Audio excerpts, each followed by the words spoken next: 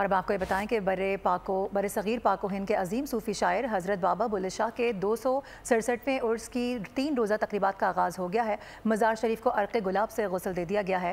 इसी हवाले से मज़ीद तफ़सीलात देंगे हमारे नुमाइंदे आसिफ जावेद। जी बिल्कुल, बरे-सगीर पाको हिंद के अजीम सूफ़ी शायर हज़रत बाबा बुल्ले शाह अल मारूफ पीर सैयद अब्दुल्ला शाह की 3 रोज़ा तकरीबात का आगाज़ कर दिया गया है।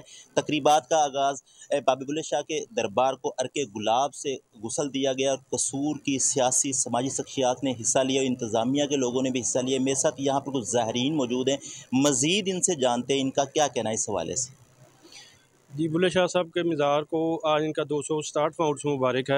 उस हवाले से गुस्ल दे दिया गया है। गुस्ल के बाद से उर्स का आगाज़ हो गया है और तकरीबात 3 दिन तक जारी रहेंगी और 3 दिन तक दुनिया भर से लाखों की तादाद में ज़ायरीन आते रहते हैं। जैसा कि ज़ायरीन का ये कहना है कि बाबा बुल्ले शाह की उर्स की 267वीं तकरीबात आज का इसका आगाज़ कर दिया गया है और यहाँ पर जो ज़ायरीन ठीक है, अपडेट करने के लिए बहुत शुक्रिया। सब्सक्राइब करें और बेल दबाएं ताकि कोई खबर रह न जाए।